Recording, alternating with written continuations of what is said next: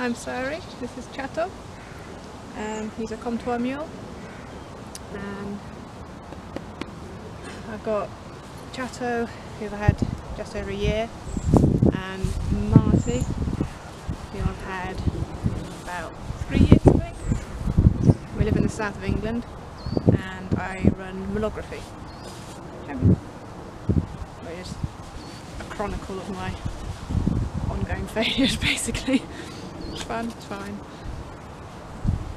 My name is Kaisa Määttänen and I'm 32 years old and I live in Finland.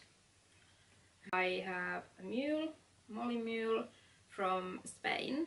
Her mother is Pura Raza Española and father is Andalusian donkey. She's 5 years old now and she's currently at the trainer.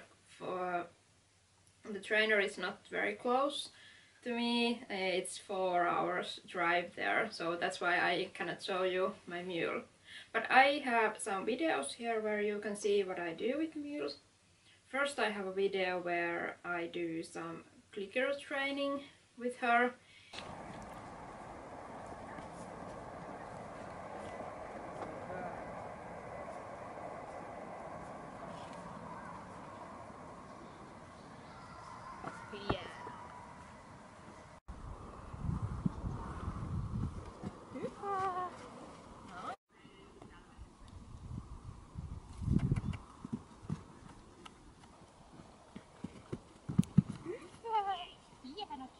And then I have also rode her a bit.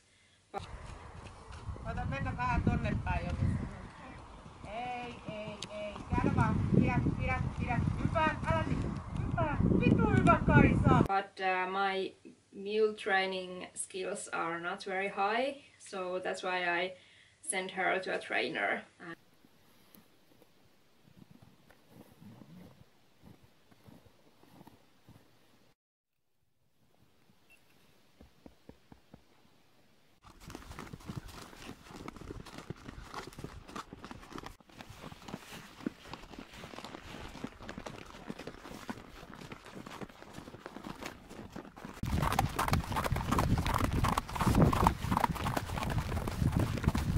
My mule is called Mule, and Mule means a mule in Finnish. Sari asked me to make this video with her because I also have a blog. I started a blog maybe 1 year before I even bought my mule. My blog is only in Finnish and it's called Muuliprojekti, which means mule project. I also have an Instagram account. It's Rosami. I write it down there, and in Instagram I write mostly in English. Cool. So, question number 1, what are your top 3 tips? Come here. Question number 1, what are your top 3 tips for surviving mule ownership? You'd be dope. First you have to have money, because you never know how much the mule fucks up things, and currently I need money so that I can send my mule to a trainer, and maybe if she becomes a really good riding mule I need to buy her a new saddle that fits her perfectly. So you have to have money. And next you have to have very great sense of humor and you have to be humble. If you think that you know anything about horses and you are sure that you can train a mule too, you are wrong, because mule is so different than horse. So you have to think outside the box and try to figure out what the mule thinks, and do not listen what horse people tell you to do. Just be with your mule and try to communicate with your mule better. And then my greatest advice to anybody who thinks that yeah maybe I should buy a mule is that don't buy the fucking mule, buy a horse instead, because horse is what you want. You can ride with a horse, you can go show jumping with your horse, you can hack with your horse, and the horse is so easy. My first question for you is, what are your 5 main goals with your mules for this year, 2018? I don't really set goals because it never goes to plan. I would quite like to do more packing. I'm quite interested in that. Don't you touch the camera. We'd like to do... Don't touch it. More long distance, I think. My dream is sort of to do just a long ride, sort of stopping over camping places. You can go and eat if you want, babe. And that's about it, really. I just like to get mules out there a bit more and let people know how wonderful they are. Because they're such good boys. Oh, he's gone now. What is it about mules and donkeys that appeals to you? The most important thing about donkeys is they are very calm and kind, and when you have a herd of donkeys, like here, 5 semi-donkeys, anybody can go inside the pen and pet them and there is no any risk of, you know, dying. But if you go to a horse, between strange horses, there might be some accidents. And I think they are more intelligent than horses, and I think they think more. They think first what should they do, and then they act. And usually horse acts before it thinks, so that's why I like the donkeys. My second question for you is that if you could show us your tack room, what kinds of equipment you have for your mules and horses, and can you name one piece of tack which has been like very waste of money and very stupid buy, and can you name one piece of tack that every horse or a mule owner should have in the tack room, like one very useful piece of tack? Oh god, I hate this. So this is our tack room. It's not the poshest of tack rooms, I'm afraid. Come in. There's a robin up there, which I've been trying to get out. I got covered in cobwebs, it was horrible, very traumatic. He'll come out eventually. So these are all Ben's saddles. I don't know why we've got so many when we've only got 2 rideable horses, but I don't even know where they come from. I think they're just breeding in here. This is my saddle. It's lovely, lovely seat. It's very nice for long distance rides.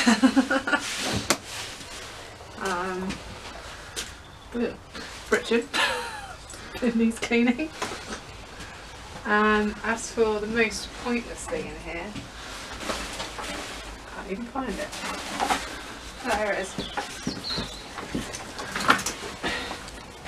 This beautiful side pull that I had custom made for Marty when he went off for training.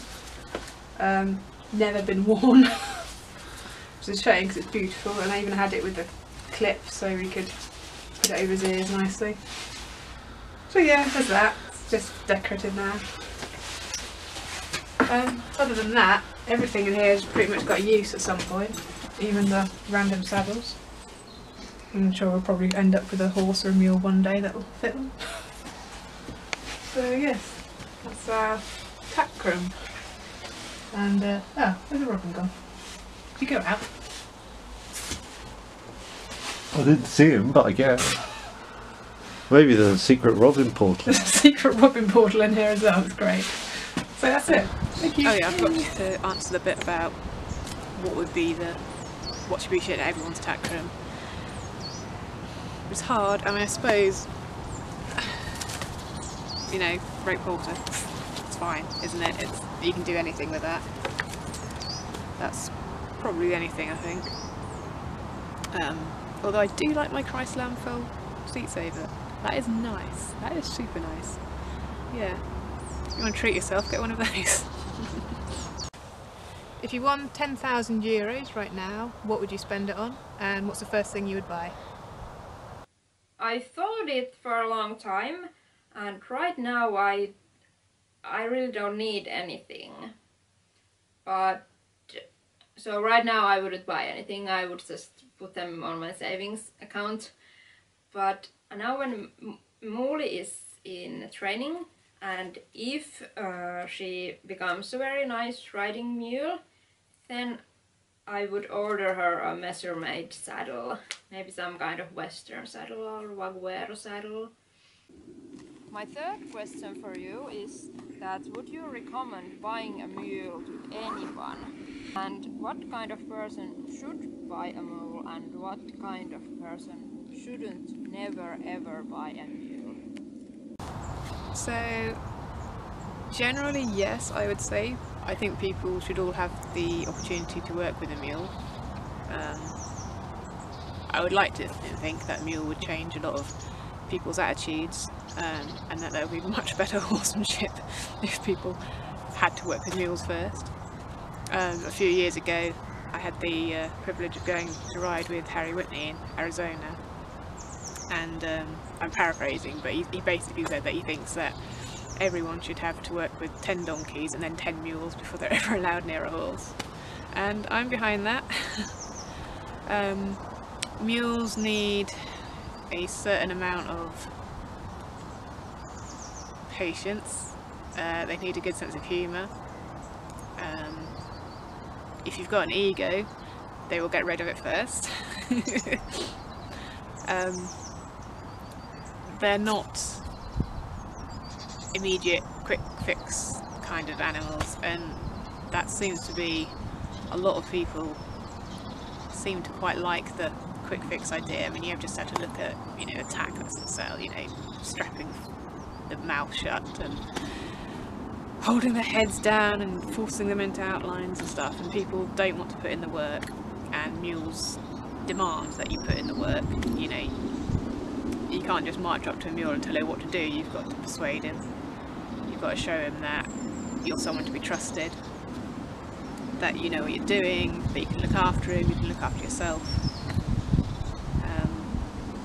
So they're not, you know, whereas horses, generally speaking, horses can just be forced into doing stuff they don't want to do, which is not right, but it's what happens. So yeah, for a person who doesn't want to put in that work, I would not recommend a mule. But I mean, my husband Ben, he says a lot of time when people are describing to him what kind of horse they want, you know, talking about they'll, you know, safe to hack, sure, you know, it's going to look after him, they want that Black Beauty kind of romance, you know, when the horse comes galloping down to see them, and basically what they want is a mule, because they're so loyal, they're so affectionate. Marty is the exception, but, you know, let's talk about Chatto. Chatto's a good boy. You know, and if you've got their trust, you know, they will protect you. I mean, if anyone's read my mule tales on the Mulography website, you'll have heard some amazing stories of mules just, you know, almost human in the way they look after their owners. So yeah, I mean, I definitely think everyone should have an opportunity to work with them, but they are not for everyone, because they are quite a challenge. You mentioned that horsekeeping in Finland is much different. Don't do that. It's a lot different from the UK. Could you explain how, or show us how? I will show you the barn where I keep mule. This is a very average type of Finnish stable, I think. Horses eat mostly silage during the winter time, but they also get a little bit of dry hay. Usually here in southern Finland you can get also dry hay for your horse only, but it might cost some extra. The summers in here has been very wet and rainy, so it has been pretty hard to make good quality dry hay. That is also the reason why we don't use straw as bedding, because it's very hard to make good quality dry straw too, because it's so rainy during. I have read from the UK that you don't use cross ties at all usually, but we do them a lot because we have usually barns which has ale, so it's easier to attach chores to ale when it's cross-tied. This is full livery barn, so I can go to a holiday for a week and I don't have to take care of mule at all. But all we need to do is we clean the paddocks by ourselves. Paddocks in this barn are sand paddocks, dry lots, so they don't get muddy, because here in southern Finland we get a lot of rain. And during the daytime the horses are outside, usually 12 hours in a day in our barn. But the size of the paddocks varies very much about the barn. Our paddocks are maybe 8 to 10 meters times 20 meters, so the horses have some spare room to run and play if they want. And during the summertime horses are kept outside in the fields usually, and most of the horses are there 24/7 during the summertime, and then we have horses that are taken inside to a barn or to the dry lot during the night time. Here at our barn most of the horse owners take lessons, maybe 2 to 4 times in a month. We have quite a lot of riding instructors that comes to your barn, gives a lesson, and then you pay for it. And usually the lessons are from 20 euros to maybe 55 euros. I think the riding culture is pretty much the same as in UK. Most of the people are doing usually some dressage and jumping on the arena, and usually most of us also hack a few times a week, or at least 1 time a week with their horse, just to relax and enjoying the riding and nature. You might want to know how much keeping a horse in Finland costs, and I pay 400 euros in a month. The barn next to us, which is much bigger, and they also have indoor riding arena, it costs 650 euros or 700 euros in a month. What do you do when you really need to relax after a long day at work and with the mules and your horses? Like, do you go to sauna like me, or do you take a cider, or what do you do? Yeah, so imagining that I have free time. I mean, to be honest, most of my days, you know, I work freelance as a groom. So, you know, I've got work, then I've got these guys who take a lot of poo to pick up, even though they live out. And then in the evenings I'm usually working on the magazine I run. Horsemanship magazine, if I can mention that. Yeah, so I mean, to be fair, the magazine, actually I really enjoy putting that together. I just like making stuff. So that's quite a good way. I quite relax doing that, apart from when it's getting closer to deadline and it's slightly more stressful.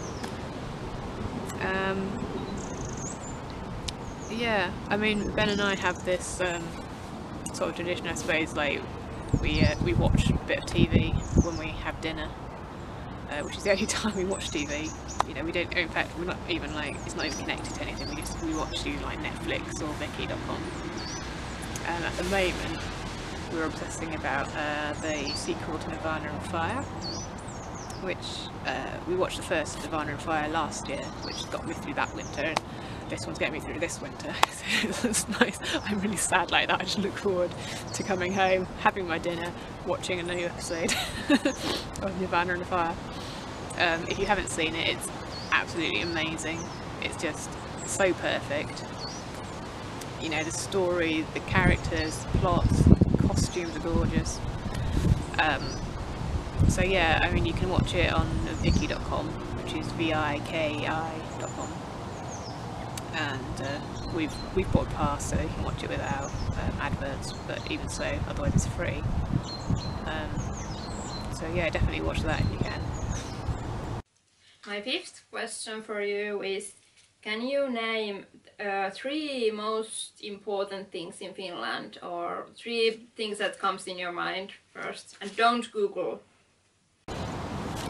Metal. I mean, what is it with Finland and their metal bands? They're just amazing. You know, like over half of my music collection must all be from Finland. There's just obviously something about the country that just creates this incredible music.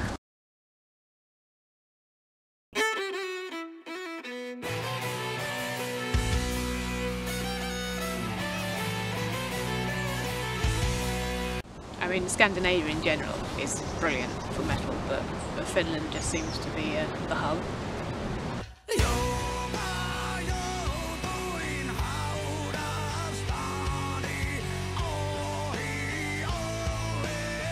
So that's probably the first thing I think when I think of Finland.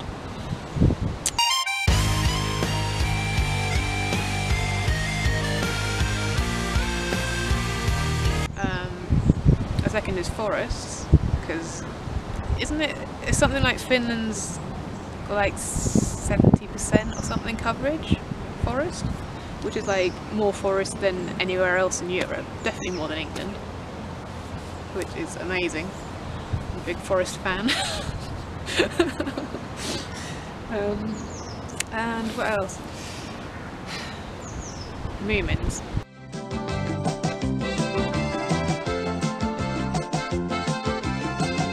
Probably. That Moomin's just, oh, that's lovely, isn't it?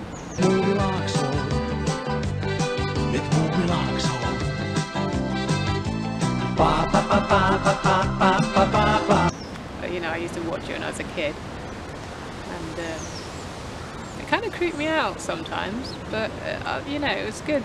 It was a good thing.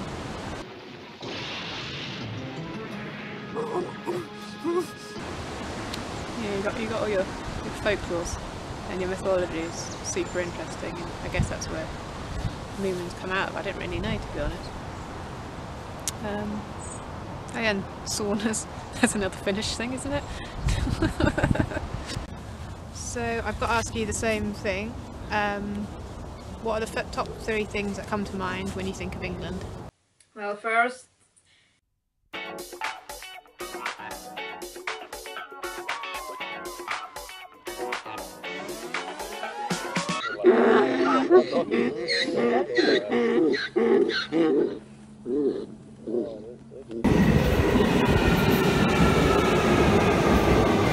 this is a Victoria Line train to Brixton. you also asked me if I want to take Marty, but I'm very sorry, but 400 euros times 2, it's just way too much for me. But if I won maybe 1 million at a lottery, then I could take Marty. But I think the best solution for us, if my mule doesn't become a very good riding mule during the training time, we could send them both to US to a pack string. Thank you for choosing me as a fellow blogger and future vlogger doing this collaboration. It has been very nice to make up the questions for you and to answer your questions. And all the best wishes for you and Ben and all your horses and mules. Bye!